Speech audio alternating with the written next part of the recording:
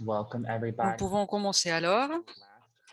Je vous souhaite la bienvenue à tous et à toutes. C'est l'avant-dernier panel de dernier jour de notre congrès. Je suis ravie de pouvoir modérer ce panel sur résister la violence institutionnelle. Nous allons avoir 4 présentations. Je vais vous lire le titre des présentations et faire une petite biographie de chaque panéliste. Et puis, je vais donner l'ordre de parole peut-être à Anthony Redgrave. Très rapidement, je vous fais un petit rappel que d'ajouter les pronoms au nom qui est sur l'écran. Si vous ne savez pas comment le faire, vous pouvez le demander par le chat et vous pouvez demander en espagnol, en français, en anglais, il n'y a aucun problème. Nous avons des personnes qui peuvent traduire. Merci à tous et à toutes pour être présentes. Merci aux présentatrices et je vais vous dire maintenant que tout d'abord, nous allons recevoir la présentation qui s'appelle Groupe de travail, personnes trans non identifiées et réduction des dommages post-mortem. S'inquiéter des personnes trans non binaires et intersexées décédées non identifiées.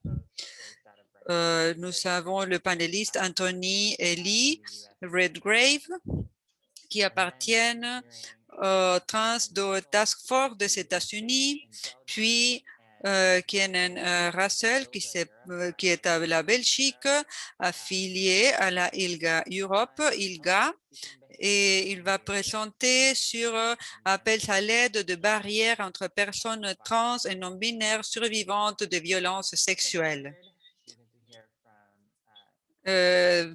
Troisième place, nous allons écouter Candace Veronica Chavez Lopez ou Candy de Red Lake Trans. C'est le réseau latino-américain des Caraïbes des personnes trans en Argentine, près de l'activisme trans, au Mexique, reconnaissance légale des genres et documentation des violences. Et finalement, Kai Davidson,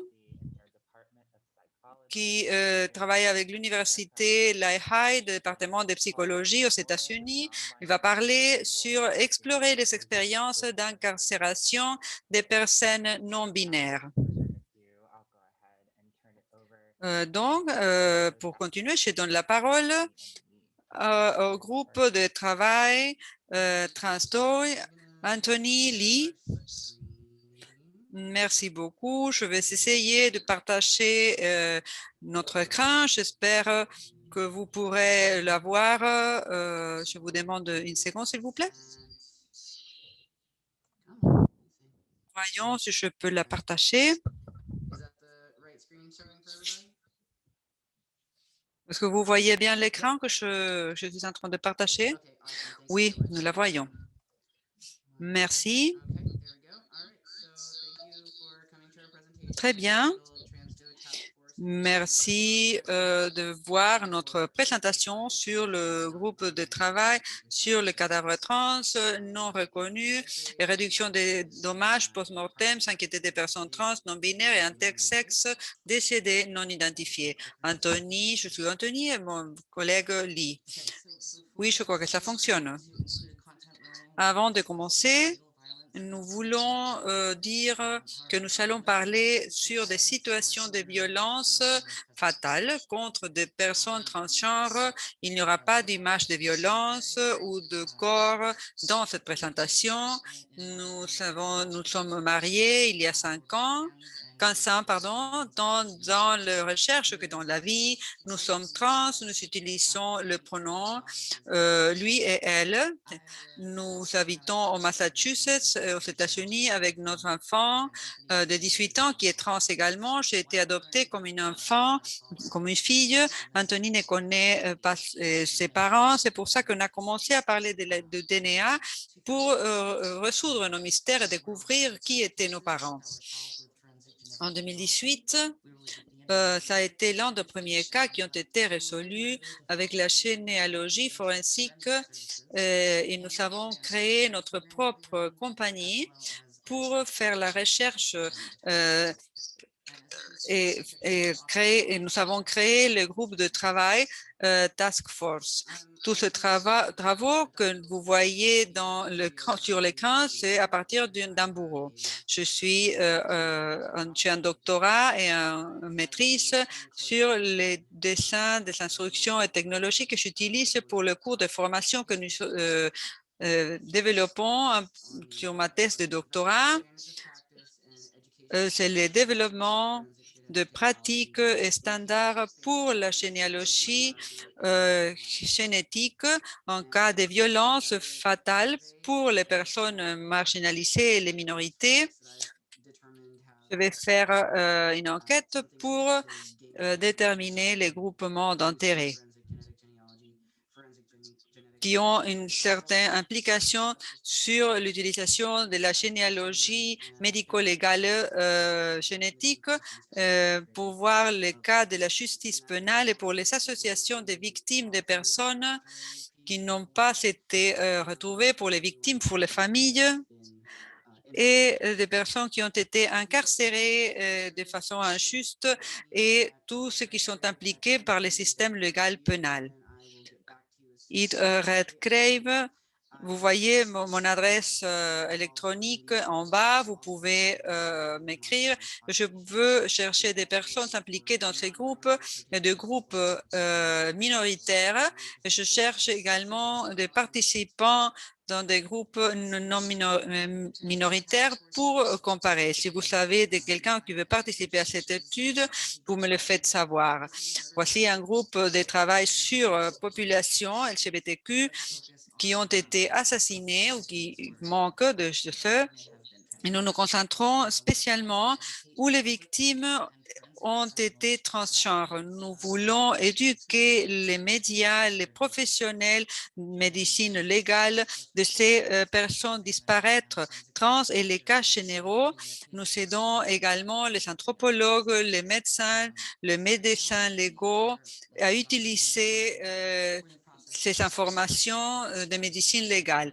Nous travaillons dans un seul groupe. Nous allons maintenant diviser les groupes et incorporer différents membres à nos groupes. Si quelqu'un est intéressé, il peut nous le faire savoir.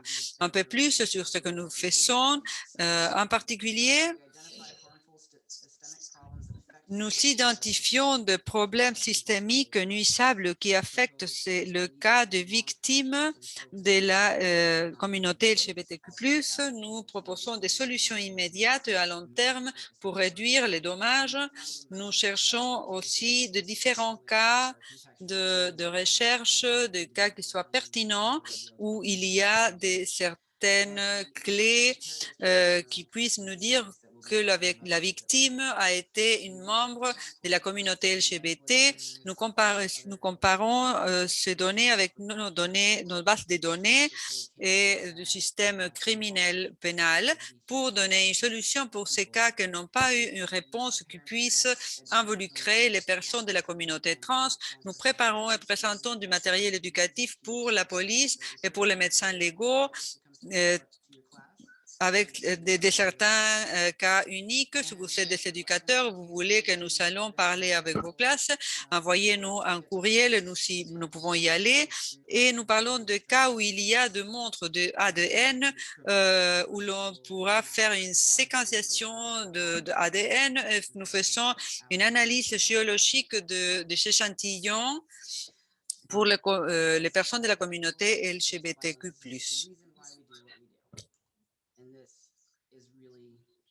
Les très hauts niveaux de haine contre la communauté trans, c'est la raison principale pour laquelle nous travaillons dans ces domaines.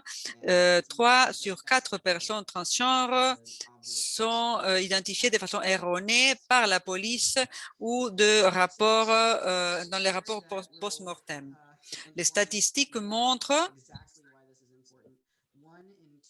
pourquoi notre travail est important. 1 sur 2600 victimes de meurtre ont été des femmes noires transgenres 1 sur 19 000, c'est le taux moyen de meurtre aux États-Unis en 2016. Ces statistiques sont de 2016, 1 sur 19 000 personnes, des personnes assassinées, et 1 sur 2600 étaient des femmes noires trans. Donc, c'est une femme trans à 7,3 plus de possibilités d'être tuée sur le taux normal d'assassinat. Donc, si vous êtes dans plus d'une de ces catégories de minorités, vous avez plus de risques, malheureusement, d'être victime de meurtre. Nous savons la demande des interprètes. Si vous pouvez parler un petit peu plus lentement. Merci. Oui, bien sûr. Cette diapo nous montre que c'est la population du point de vue, c'est significatif du point de vue de médecine légale, celles qui sont considérées une minorité en dehors de la population générale. Malheureusement, nous faisons partie de cette population par rapport aux personnes qui sont intersexes. À la naissance, 2% de tous les êtres humains nés vivants vont tomber dans cette catégorie intersexes selon les normes sexuelles de bimorphisme. 6 millions demi sont estimés être les personnes aux États-Unis qui sont intersexes. Selon la population actuelle des États-Unis, c'est un 2% de la population. Et on estime que la quantité de victimes de meurtres par an qui est assumée, le même taux de meurtre de la population générale, on parle de 8 638 personnes. Mais la plupart des personnes sont considérées des diverses de genres, le chiffre peut être beaucoup plus élevé. Quels sont les fléaux dans le processus d'identification de médecine légale? Ce service n'est pas effectif pour la population trans, on le voit ici.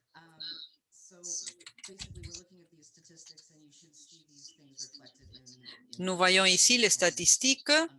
Et ces choses doivent être reflétées dans les bases de données. Malheureusement, quand on les analyse,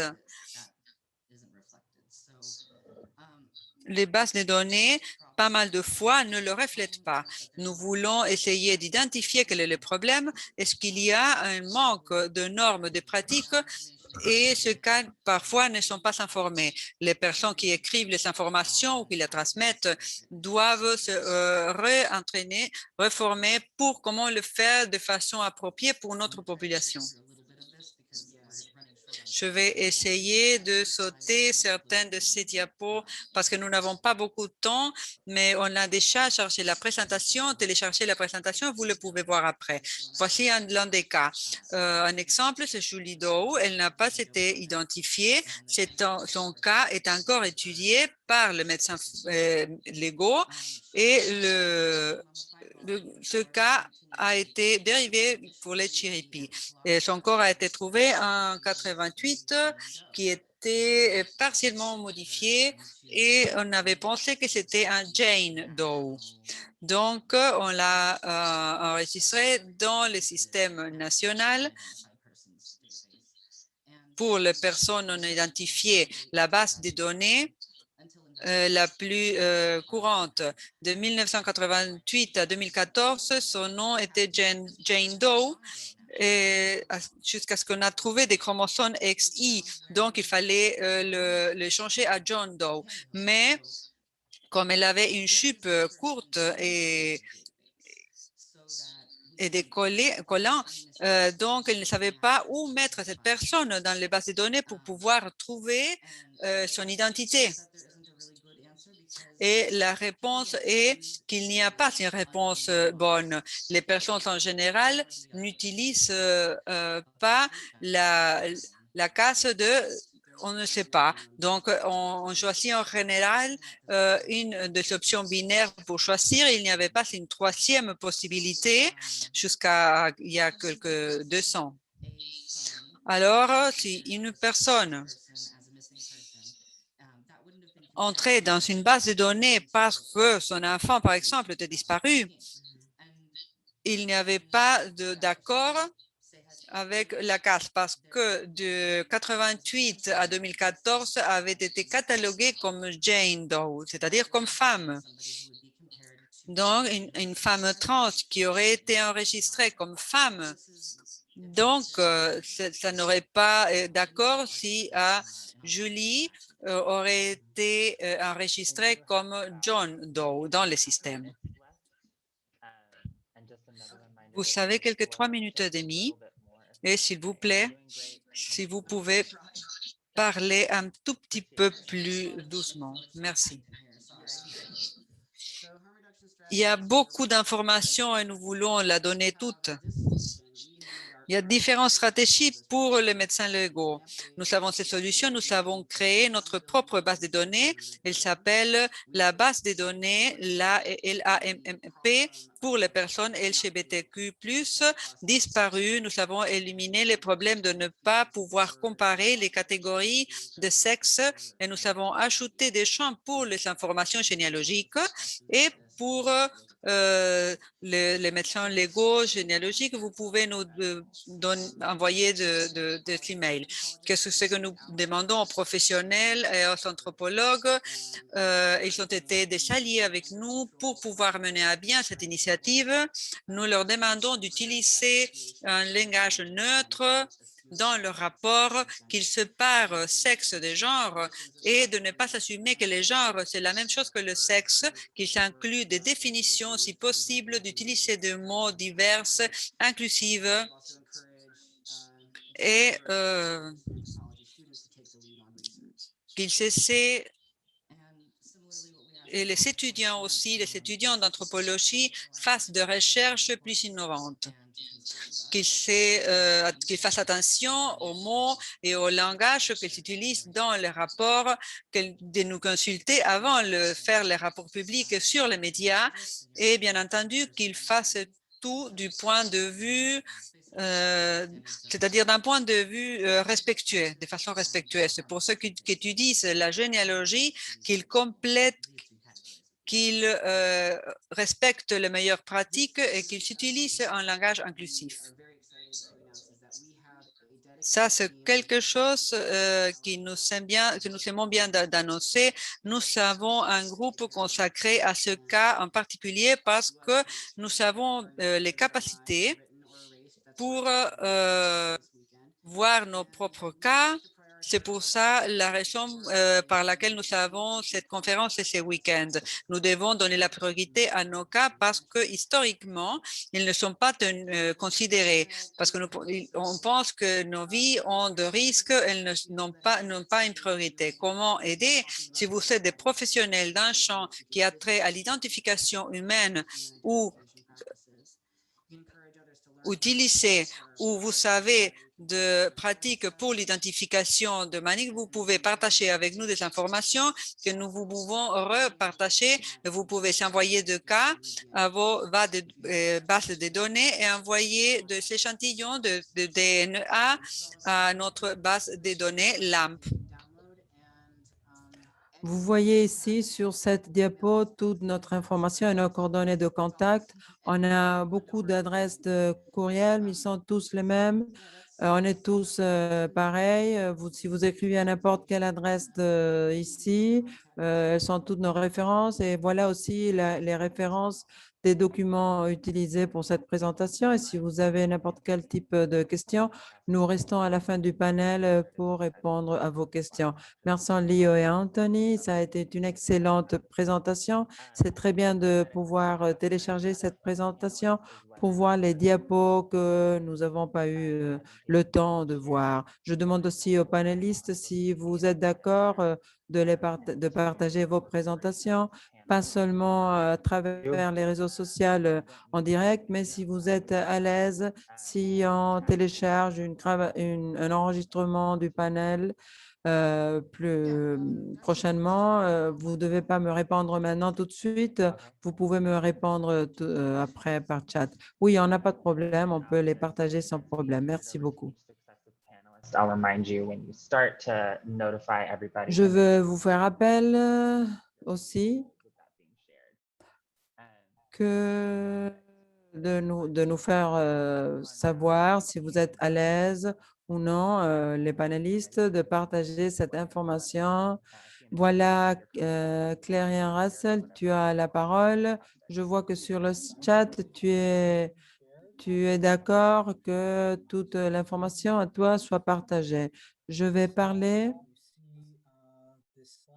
Vous pouvez voir mon écran.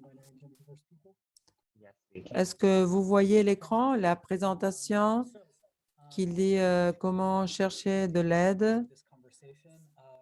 Merci à tous d'être présents pour cette présentation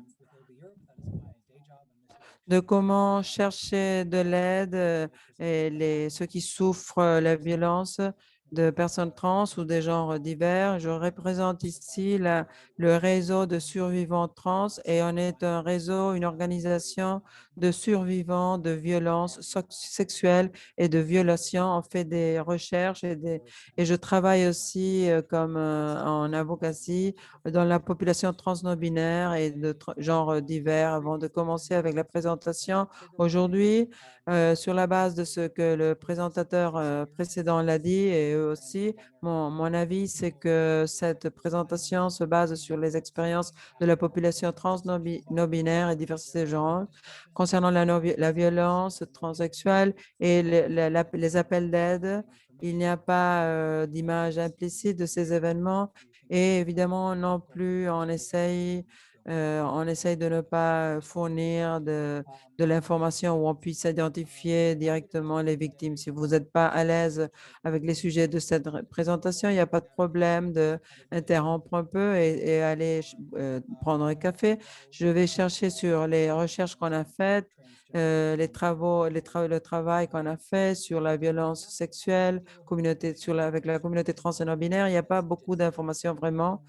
Non plus, il n'y a pas beaucoup d'informations en détail, mais si on a certaines études sur différentes, en général, des régions anglophones ou régions anglophones qui étudient la violence sexuelle dans nos communautés.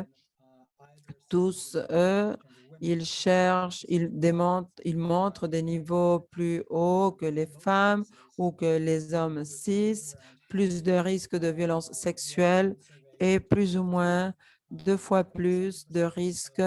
En 2015, on a trouvé que 40% des personnes interrogées avaient été victimes de violences sexuelles. En Australie, l'étude avec des jeunes démontre que près de 30% des survivants d'abus sexuels a été survenu hors de la famille.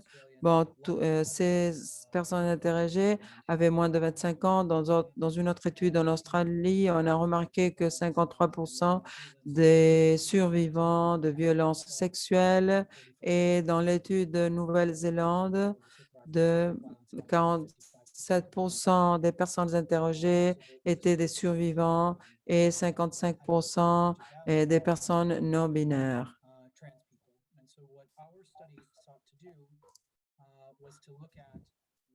La moyenne donne une de toutes les moyennes de personnes trans. Alors, il faut voir qu'est-ce qui arrive après que les personnes trans sont exposées à la violence. Il y a des procès, des démarches pour chercher de l'aide et comment ces processus les touchent. Ce qu'on a fait alors, c'était travailler avec avec le réseau de survivants. On a fait des enquêtes, une enquête en ligne suivant une méthodologie quantitative mass, plus d'options multiples. Et les enquêtes avaient aussi l'option de donner de l'information additionnelle. On a réalisé l'enquête dans 11 langues, anglais, français, espagnol, russe, arabe, chinois, vietnamien, swahili. Alors ici, je me blogue aussi, polonais, je crois aussi, et encore 2 autres. de indonésien et un autre dernier que j'ai oublié, je suis désolée. On a utilisé des traducteurs trans pour tout traduire, on leur a payé et aussi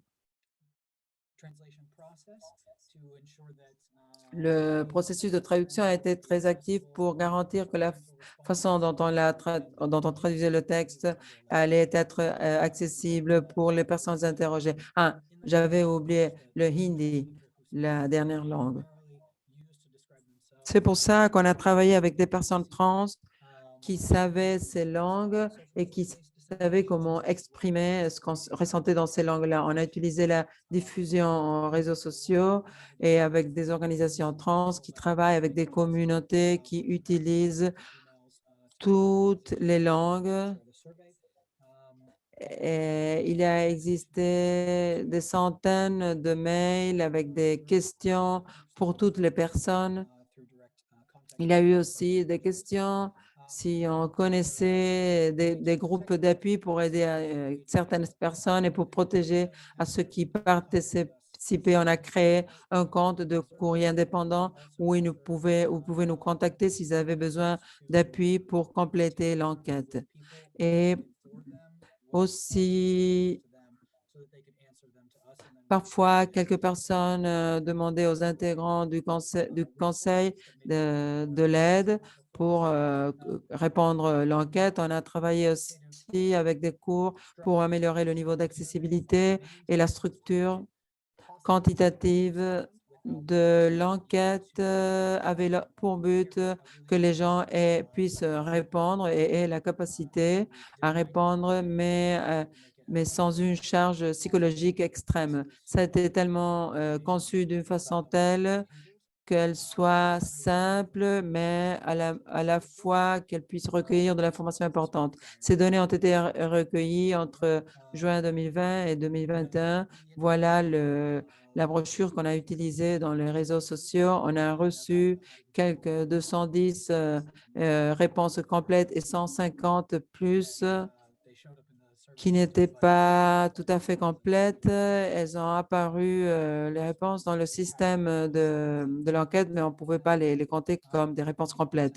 Quelques 70% avaient été assignés comme femmes de naissance, 28 comme hommes masculins et 1% une autre identité. 2% a préféré ne rien dire. Et 43 trans, 22% femmes, 2% troisième genre. Aussi, d'autres personnes se sentaient qu'elles faisaient partie d'un groupe marginalisé, 62% LGBT, 5% intersex, 19% indigènes, autochtones, 13% noirs, de couleur ou autochtones. Qu'est-ce qu'on a fait avec l'enquête en premier lieu? On a demandé si les personnes avaient été exposées à une violence sexuelle qui était la seule question obligatoire pour pouvoir continuer avec l'enquête. Et puis, on a demandé combien de fois ceci est arrivé, mais avec une charge psychologique basse. On a donné 3 options, une fois, 2 ou 4 fois, 5 ou plus de 5 fois. 9% étaient des survivants multiples. Aussi, on a demandé comme données de référence dans quel moment de leur vie ils avaient été attaqués. 22% quand ils étaient des enfants et en fait 52% en adultes et comme enfants. Ceux assignés comme un sexe de femme dans la naissance, ils ont une probabilité majeure de seulement subir de la violence pendant l'enfance. Qu'est-ce qu'on a fait alors? À qui est-ce qu'ils ont raconté cet épisode violent? 63% aux amis, 26%, 29% aux proches de la famille et les couples et seulement 13% à un policier. Ces deux chiffres sont très importants parce qu'il y a une sous-information ou dénonce au système médical et au système policier, c'est-à-dire au système formel. Aussi, on leur a demandé qu'est-ce qui est arrivé quand ils ont essayé de recevoir de l'aide depuis différentes sources. Je vais souligner deux éléments. En premier lieu, le fournisseur de santé. Alors, on leur a demandé aux participants qu'est-ce qui est arrivé quand tu as raconté aux médecins sans inclure ceux de santé mentale. On leur a donné une liste de laquelle ils pouvaient choisir. C'est pour ça qu'on a essayé d'une question multiple. 40% se sentaient insécures en racontant aux fournisseurs de santé. 39% n'ont pas eu le choix. Seulement 40% ont éprouvé qu'ils étaient crus, que le médecin leur croyait. Plus de la moitié ont senti qu'on ne leur croyait pas quand ils ont raconté au médecin. Seulement le 40%, on leur a dit que n'a pas été leur faute.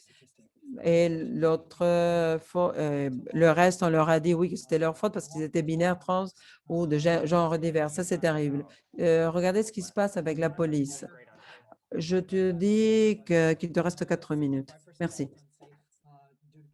60% se sont sentis insécures pour être trans, non-binaire ou de genre divers.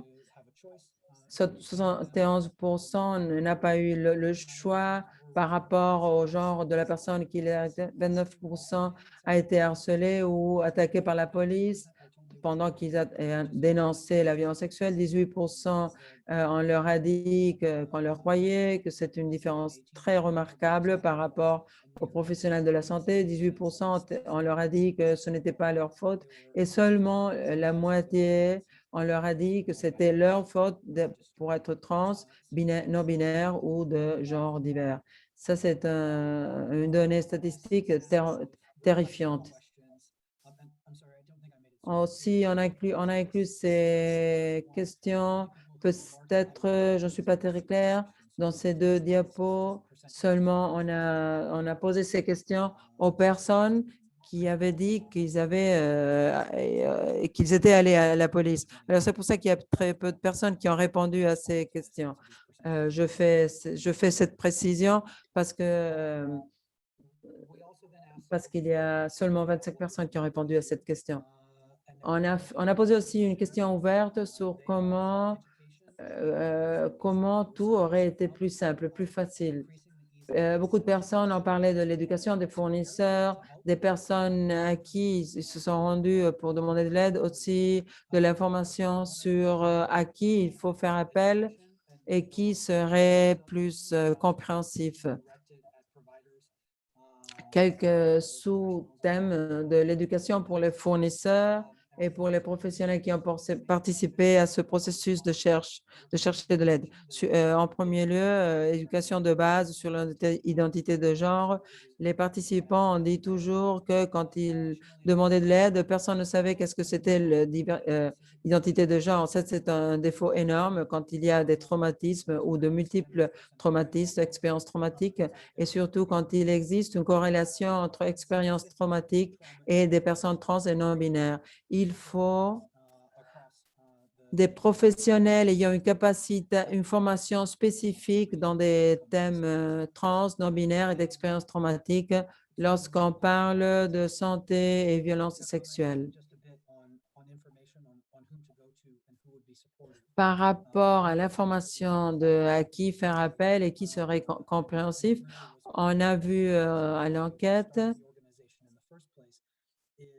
et c'est l'une des raisons pour lesquelles on a créé cette institution. La plupart des personnes trans et des survivants, en effet, ils sentaient que les programmes actuels n'étaient pas accessibles, c'est-à-dire ils ne savaient pas s'il y avait des programmes existants ou s'il existait des programmes où vous pouvez y aller. C'est pour ça qu'il existe de documenter un besoin. Il faut documenter quels sont les fournisseurs disponibles et qui auraient de l'information sur les expériences traumatiques pour que les victimes de cette violence puissent parler avec eux. Pour finir, on continue avec ce travail de recueillir des données avec des chercheurs et des universitaires qui travaillent avec la violence sexuelle. On travaille avec des chercheurs pour qu'aussi ils puissent avoir une certaine responsabilité envers les survivants trans, parce que aussi il faut les étudier. Et on veut aussi faire une étude spécifique juridique comme partie de notre travail permanent dans ce sens-là. Merci beaucoup à tous les intégrants de l'équipe, aux interprètes, à ceux qui ont participé de l'enquête, à tout le monde. Merci beaucoup.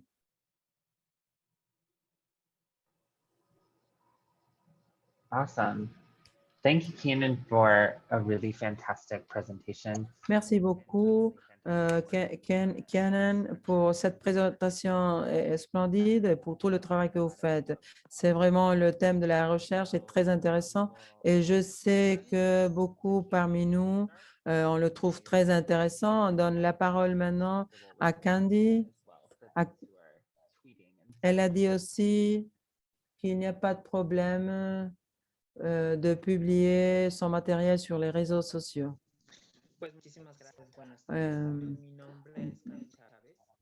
Bon, mon nom c'est... Je suis activiste pour les femmes trans. Actuellement, j'habite à Londres. Alors, il me correspond en quelque sorte de vous parler de qu'est-ce qui est la reconnaissance légale pour les identités. Même, je ne sais pas si quelqu'un d'autre sont de l'Amérique latine.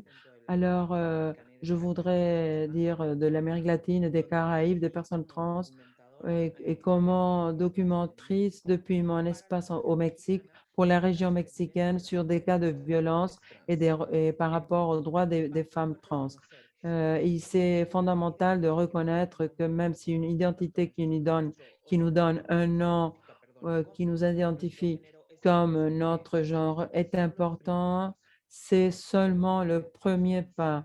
C'est le pas initial pour vraiment avoir une connaissance des droits. On est l'une des populations les plus vulnérables dans l'histoire comme femmes. On est l'une des populations les plus oubliées. Ça, c'est un peu l'histoire que les États et les gouvernements et les sociétés ont envers nous. Il est fondamental de reconnaître et de savoir que la violence exercée envers nous est dans un cadre concernant la misogyne et le manque d'empathie, mais surtout le manque de reconnaissance du genre comme tel et ses variantes. On associe tellement à l'idée sexo-biologique du genre qu'on oublie que le sexe peut varier en dépendant des personnes et que ceci est défini avec d'autres caractéristiques qui ne vont pas lier exactement à notre biologie physique ou chromosomatique ou n'importe quel type qui peut être inclus. Alors, le Mexique, c'est le deuxième pays après le Brésil au niveau mondial. Il y a un mois, on a eu une vague d'homicides de femmes trans. Huit femmes trans ont été assassinées seulement dans un mois. C'est un chiffre vraiment préoccupant et l'État mexicain, comme beaucoup d'États américains, ne sont pas en train de reconnaître ni en train de typifier ce type de crimes qui sont reliés à la haine et la transphobie. Nous devons en quelque sorte commencer à inclure toutes les personnes, mais surtout à reconnaître les personnes qu'on l'État mexicain reconnaît, celle de mon État, Jalisco. L'Occident du pays et dans d'autres communautés aussi où j'étais présente quand je faisais partie du réseau mexicain de femmes trans, quand j'étais secrétaire générale, et de là a surgi ma participation en tant que documentatrice dans les règles trans. Et nous avons une incidence politique pour avoir des droits qui sont une réalité. Jalisco, mon État, était le premier à reconnaître les enfants trans où l'on permettait aux enfants mineurs à faire leur changement de nom d'une façon appropriée. Donc, nous avons déjà avancé dans cela. Nous avons une reconnaissance de notre identité, mais nous n'avons pas les droits de base au travail qui nous permettent un logement digne, la santé appropriée, qui nous permettent d'avoir un développement social et scolaire adéquat, ainsi que le développement général comme le reste des personnes. Nous sommes une population qui est violée, qui est vulnérée, qui est également aussi oubliée. Et il faut obligatoirement se rappeler que les femmes trans, nous avons des besoins spécifiques quant à la santé aussi, de traitement avec des hormones, des chirurgies.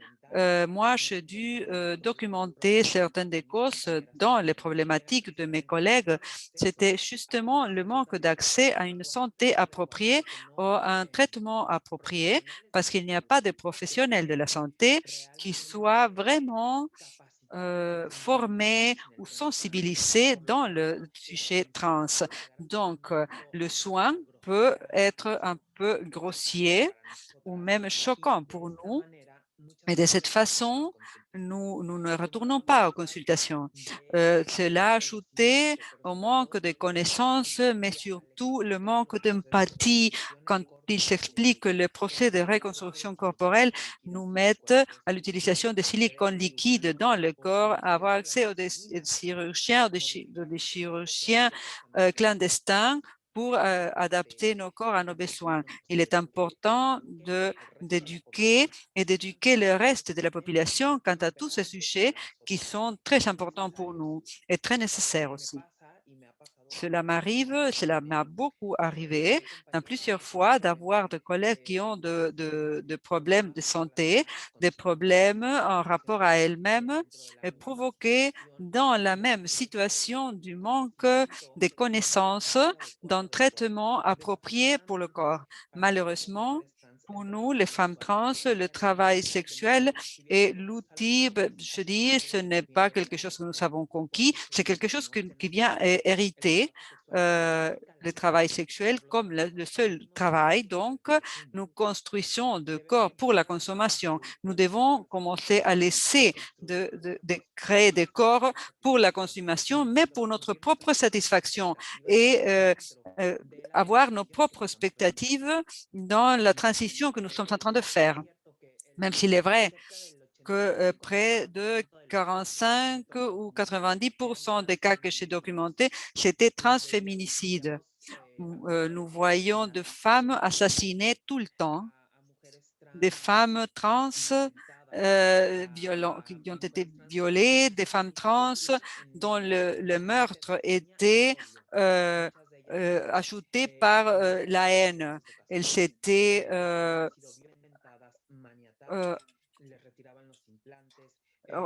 elle avait été poignardée, elle coupait leurs génitales. Ce sont des situations violentes que l'on vit en Amérique latine jusqu'à présent.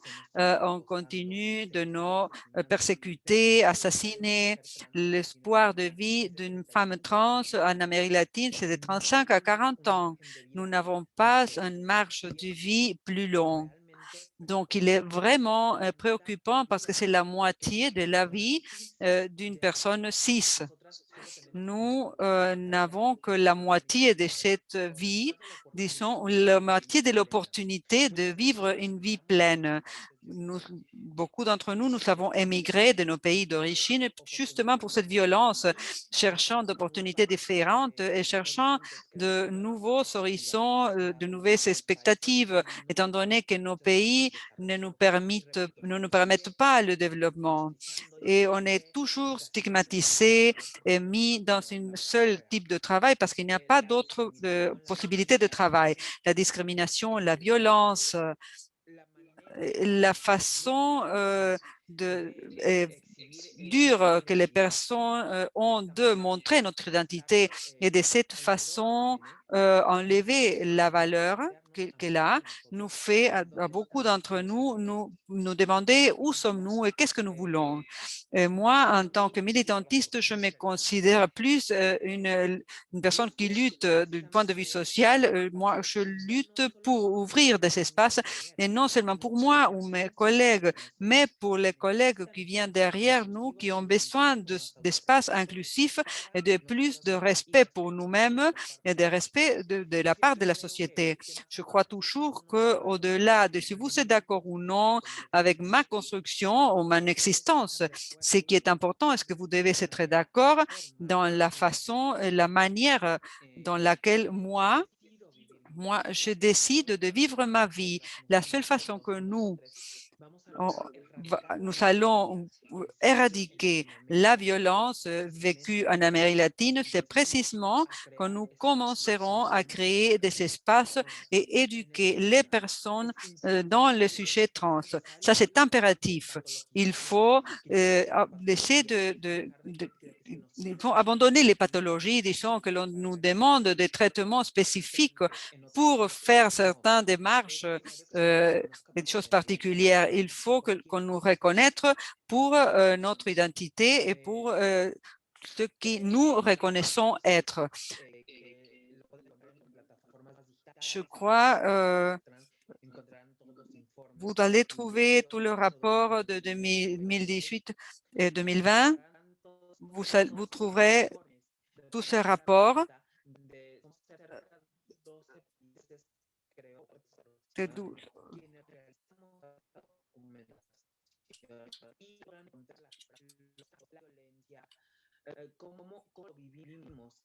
Il faut savoir comment nous vivons chacun de personnes trans. Ce processus m'a beaucoup enrichi. Candice.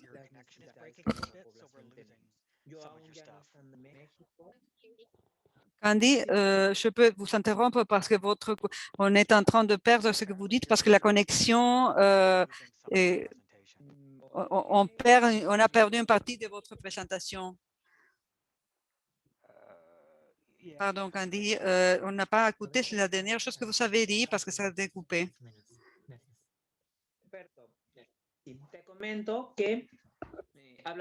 Alors, je parlais de la plateforme numérique du réseau Lactant.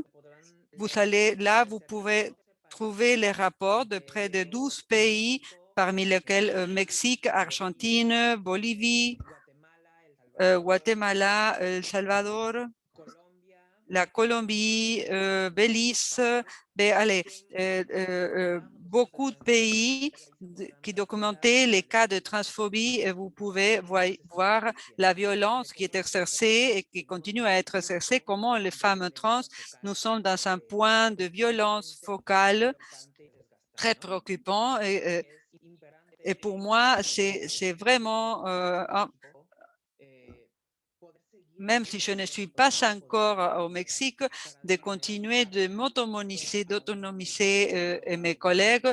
Même si je suis en Europe, je continue présente avec certains activistes. Je cherche les forums, les centres. J'essaie d'être présente au Mexique pour essayer de travailler dans l'inclusion des femmes trans dans des droits que je trouve que c'est fondamental. L'activisme, le militantisme au Mexique et en Amérique latine, nous savons le documenter. Moi, j'ai le vécu de près, de vivre la violence de très près dans un pays très violent. Et pourtant, je crois que j'ai résisté. Et résister, c'est exister. Les femmes doivent faire une révolution dans leur révolution et nous existons pour cela parce que nous savons résister. Merci. Merci beaucoup, Candy.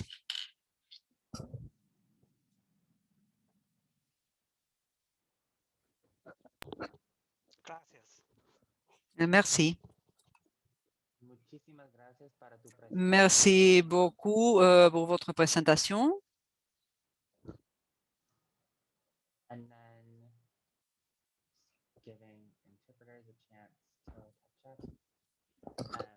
Maintenant, Notre dernière présentation de ce panel va être faite par Kyle Davidson. Ça va parler sur explorer les expériences d'incarcération des personnes non binaires. Toi, tu me diras si ça se peut être partagé de votre présentation sur les réseaux sociaux. Moi aussi, moi je vais présenter. Oui, oui, oui, c'est mon co-présentateur. Try that now. Voyons maintenant. Merci. Cool. Finn is going to share their screen and we'll get started. Can everyone see? Je vais partager mon écran. Vous me confirmez si vous pouvez voir ma présentation? Okay, I think it's good.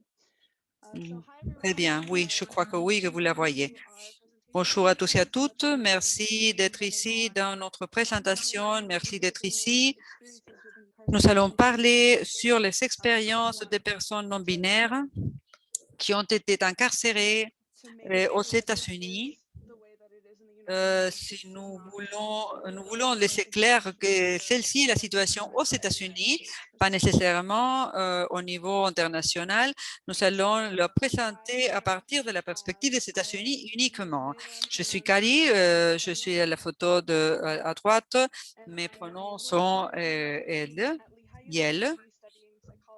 Aujourd'hui, je suis une étudiante de psychologie et de musique. Je suis blanche, queer, non-binaire. J'ai problème de santé mentale et j'ai beaucoup de plantes. Je suis une personne blanche, mes cheveux sont verts et marron. Moi, j'ai beaucoup de couleurs derrière. J'utilise une chemise bleue. Moi, je suis fine, j'ai une maîtrise, mes pronoms sont elle, j'ai 35 ans, je suis une personne queer. Parfois, j'ai différentes capacités. Je suis très nerd, j'ai des difficultés de vision et j'ai un chien vicieux. Ma description, j'ai un fond rouge derrière moi. Je suis blanche. Mes cheveux sont très courts. Je porte une chemise avec des fleurs. Nous sommes une équipe de chercheuses. Dans le diapo, vous voyez la photo d'autres de membres de nos projets, Madi Chonière et Sini. Et nous travaillons tous à l'Université d'Eli. Je vais vous passer, nous allons parler des violences, incarcération et les résultats peu prometteurs pour la population non-binaire et transgenre. Nous n'allons pas décrire et montrer des images trop violentes, mais vous pouvez sortir de cette présentation. On ne va pas le prendre de façon personnelle. Nous savons que ces sujets sont très délicats et nous devons nous garder entre nous. Nous avons écrit cette présentation en terres qui ont été volées de la population Lenni-Lenape qui protégeait la terre avant l'arrivée des colonisateurs et qui ont continué d'expérimenter les génocides et la décolonisation doit être un processus actif de la réconciliation. Nous devons également honorer les voix des personnes queer et indigènes qui ont lutté pour nous tous sous une oppression importante. Nous faisons honneur à leur résistance, résilience et forteresse et nous sommes très reconnaissants à leur travail. Nous devons tous lutter pour le droit de nos familles indigènes. Nous voulons que toutes les personnes appuient la communauté indigène avec leurs ressources de pouvoir social et institutionnel et leur cercle professionnel et institutionnel. Nous allons commencer par une introduction, la bibliographie actuelle, une révision de notre recherche en cours, des suggestions et recommandations et finalement un appel à l'action. Donc, des informations initiales. Les genres n'est pas binaire et non pas le sexe, mais malheureusement, Le prison des États-Unis considère cette division. Ça, c'est ce qui se passe aux États-Unis en général. Et ça est un conflit avec la loi d'incarcération qui est un conflit avec le sexe assigné au moment de la naissance, qui beaucoup de fois est mauvaise associée et ça provoque des effets négatifs psychologiques. En général, les personnes noires, indigènes et latines sont celles qui souffrent la discrimination la plus importante, donc il faut l'analyser du point de vue intersectionnel. Il y a très peu de bibliographie par rapport à ce sujet et il n'y a pas nécessairement des informations dans des cercles non académiques sur l'expérience des personnes LGBTQ qui ont été incarcérées. Il y a une petite étude sur un individu qui n'est pas conforme avec les genres transgenres, qui n'est pas conforme aux divisions non binaires et dans les systèmes de prison des systèmes unis des États-Unis. Ça, ce sont les seules instances où nous trouvons ces expériences spécifiques pour les personnes non binaires qui ne sont pas considérées dans les groupes de la communauté transgenre ou LGBT. Comme il n'y a pas de documentation sur cette population, nous allons discuter des informations générales sur les prisons et les communautés transgenres. Comment cette communauté est surreprésentée dans le système de justice criminelle pénale. Presque 16% ont 12 fois plus de possibilités de souffrir de violences sexuelles que la population des États-Unis. Ça, ce n'est pas parce que cette communauté fasse plus de crimes, mais à cause des inégalités et des discriminations systémiques. L'enquête de prisonniers dit que les personnes transgenres qui ont été incarcérées ont 12 fois de risque de souffrir de violences sexuelles une fois qu'elles ont été incarcérées. Et à la fin de la présentation, nous allons vous montrer les références pour que vous puissiez obtenir plus d'informations si vous voulez avoir accès à ces ressources.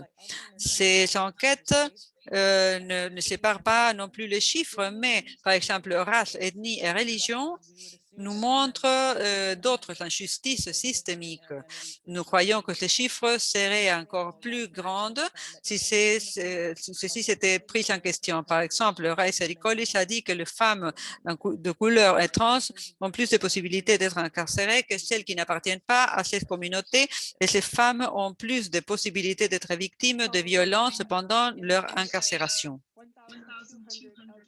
Dans une étude de 1200 prisonniers LGBTQ, 78% de trans non-binaires ou d'esprits ont dit avoir souffert plus de douleur et d'angoisse émotionnelle parce qu'ils essayaient de cacher leur identité.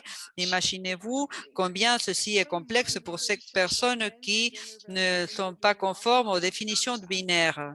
Ces personnes, en général, ne reçoivent pas de soins de santé adéquats dans les systèmes des prisons, comme par exemple garder leur transition parmi d'autres. Notre recherche, nous allons discuter très brièvement.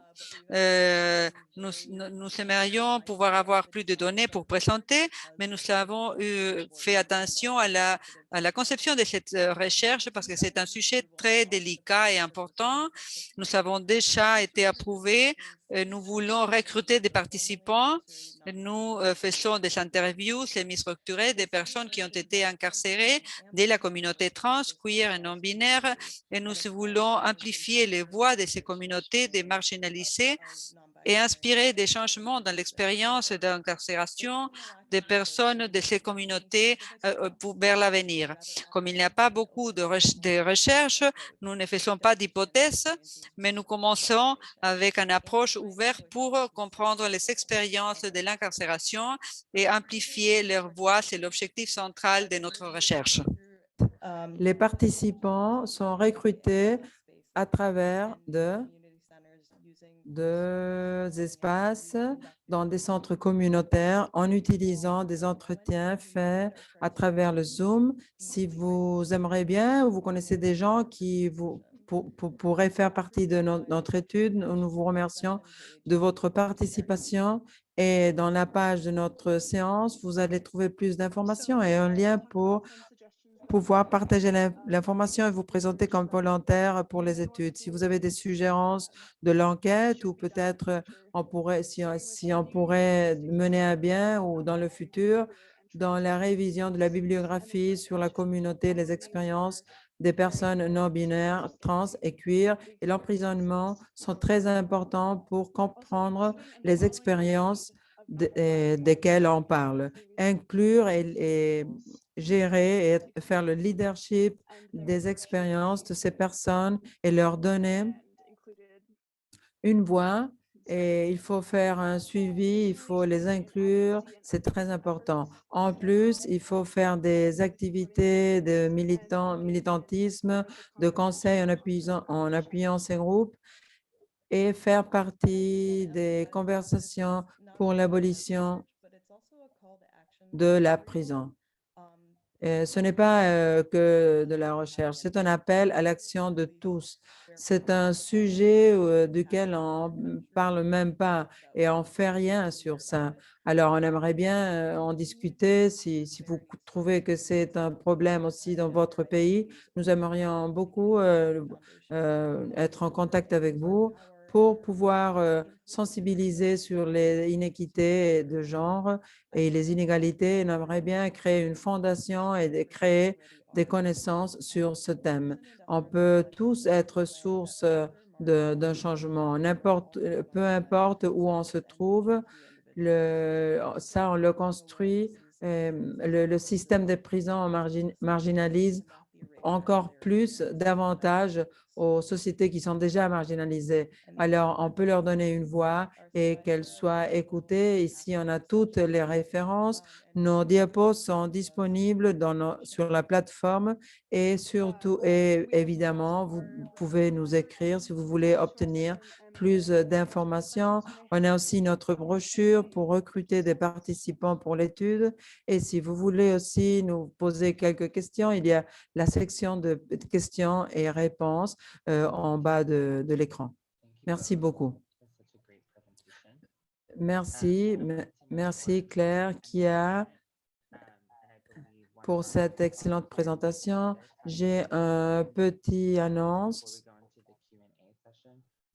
Candy, on a partagé ton lien.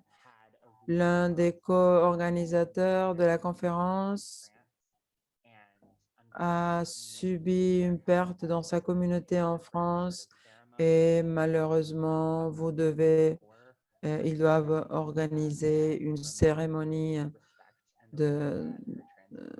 pour qu'elle soit mémorée avec respect et dans la façon. Alors, on va mettre sur le chat un lien pour recueillir des fonds pour honorer sa mémoire et pour partager avec sa famille. On sait que c'est un sujet très délicat quand on perd quelqu'un dans notre communauté. On a tous eu des histoires.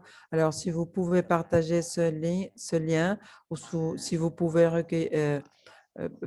aider pour recueillir les fonds, comme ça, nous pouvons honorer la vie de nos frères, sœurs, au moins depuis loin. Encore une fois, merci Anthony, Claire, Candy, et pour vos présentations. Je vais réaliser une petite enquête. Pardon, je vais regarder les questions qui ont été affichées.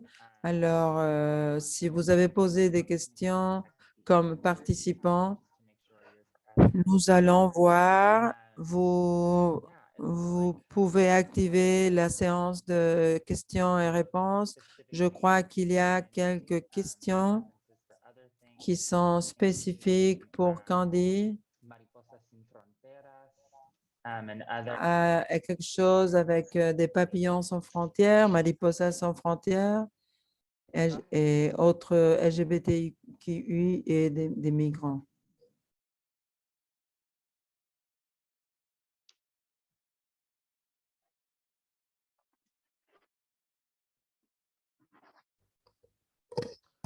Oh, I thought you wanted to respond to that, Candy. We had two of those. Sí, adelante. Solo si me puedo decir la verdad o no la en el chat.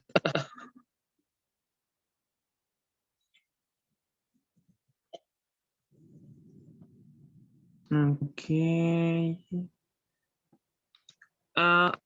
No encuentro la pregunta. ¿Me la podrías Je ne decir? trouve pas la question. Est-ce que tu pourrais me la répéter? Sure. I'll read that second question aloud in English, and then our interpreter can translate it to Spanish for you.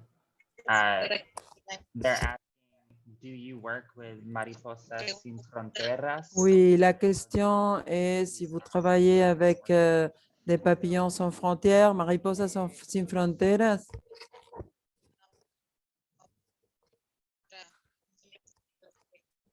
Sí, realmente, Oui, nosotros nos vraiment enfocamos depuis le Mexique,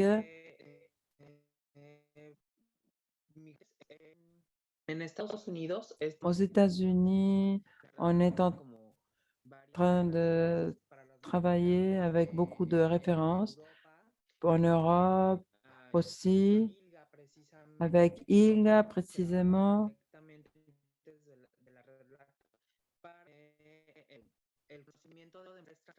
La connaissance de notre réseau.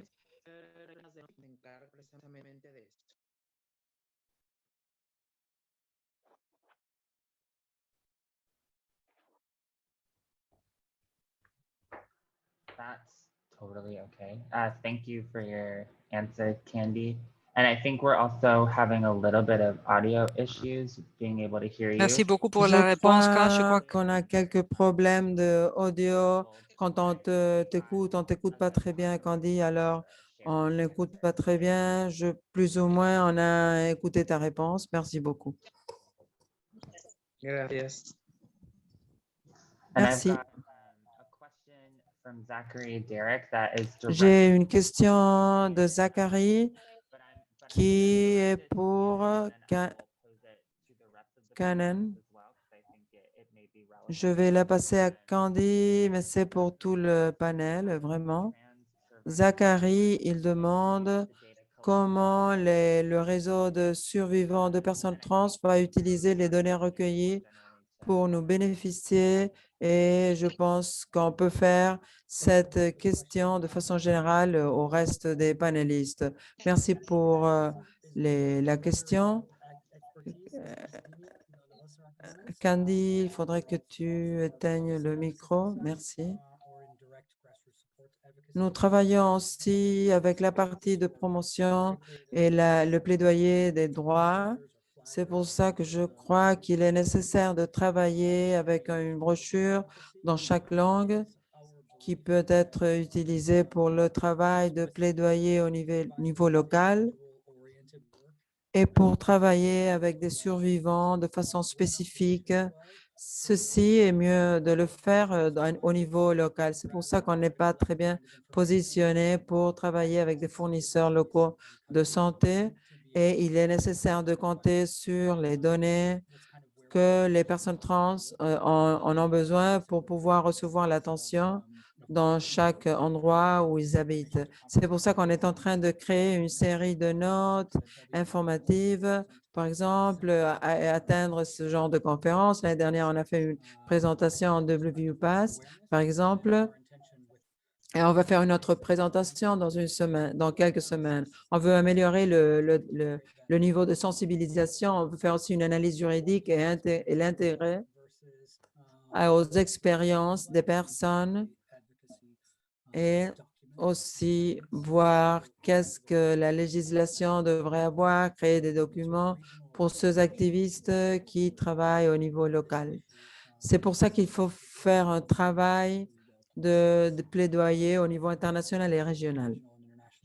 Cependant, il y a quelque chose qu'on est en train de faire au niveau international et régional.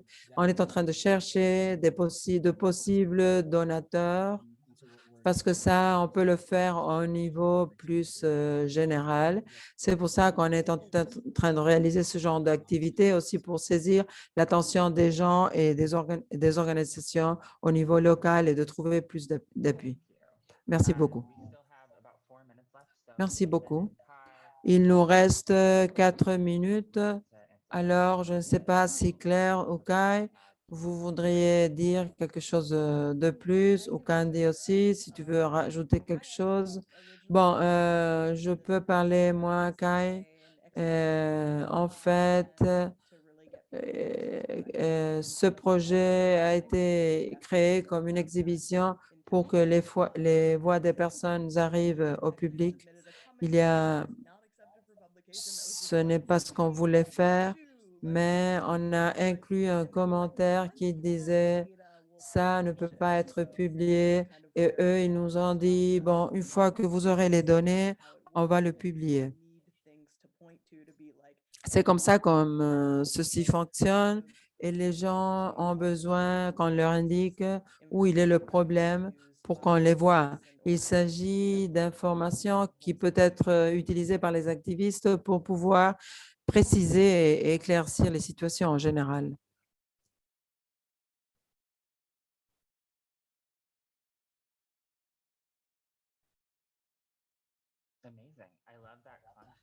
Très bien, j'ai beaucoup aimé ce concept d'un échantillon public pour que les gens puissent interagir de façon directe. Il nous reste 2 minutes, 2 petites minutes avant de clôturer cette salle pour le prochain panel. S'il y a des pensées de conclusion pour partager avant de finir. Creo que en el aspecto general lo quería comentar como les Je voulais commenter avec vous qu'à chaque moment, il faut ou il nous faut avoir des guides pour tous et toutes pour qu'en quelque sorte travailler dans la lutte pour les droits, même s'il y a des endroits où le recul a été énorme. Et l'appui indépendant que chacun de nous a depuis notre région ou de notre propre expérience puisse servir pour donner des outils à d'autres camarades pour que de cette façon, on réussisse à avoir un ensemble, un réseau global, mondial, qui puisse nous donner de la visibilité et surtout reconnaître et qu'on arrête qu'il y ait des homicides, de la violence.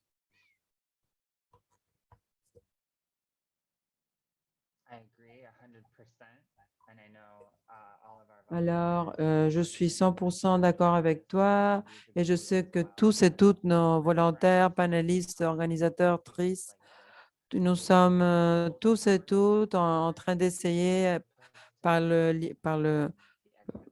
biais des conférences comme celle-ci, qu'on nous écoute et rappeler l'importance qu'il y a pour nous pouvoir avoir accès au pouvoir et pouvoir créer le pouvoir dont on a besoin. Bon, alors que nous avons plus de temps, on va clôturer la salle.